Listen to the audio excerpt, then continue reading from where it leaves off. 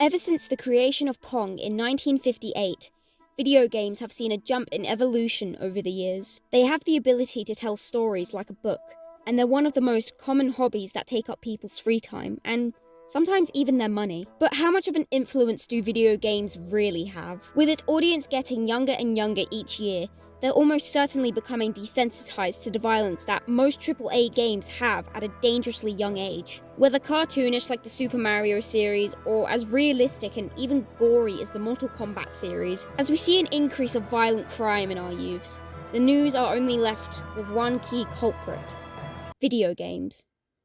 But is this really the case? Today, I want to test the sincerity of those claims. Today, I want a definitive yes or no to the one question that's on almost every parent's mind.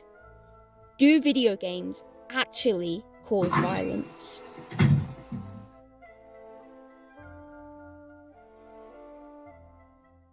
I like to play wrestling, I like to play UFC, and I like to play Call of Duty, all violent and over age of the 18 games.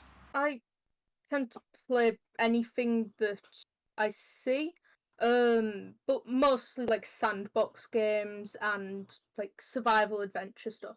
It's common knowledge that two different people might not play the same genre of games. On one end of the scale, you have the games that mainly focus on winning fights or shooting enemies in realistic settings, sometimes based off of history. Whilst on the other end, you have games where you log in and farm crops for in-game currency, and it's overall peaceful, and to some, boring. But statistics say that only 39% of players play shooter games. That, compared to the 63% who play casual games like Tetris or Solitaire, really makes those who play violent games seem like a minority in the community. So I'd say I can play these games for up to 3 hours or more, depending on who I'm playing with as well. In a day, a couple of hours, but overall, sometimes it'll be like 100 hours or more in a game.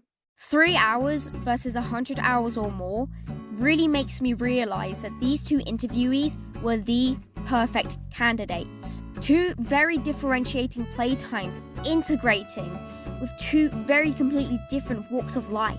But on average, when playing online with friends, people are usually glued to their screen for about 7.5 hours per week. But it's significantly less when playing solo or with others face to face.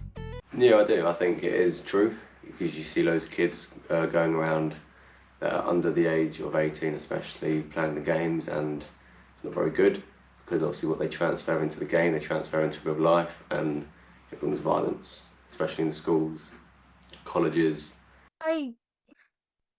It depends. People are naturally disposed to violence, but I think it's more that they bring to light the ways and methods rather than bringing violence to the people.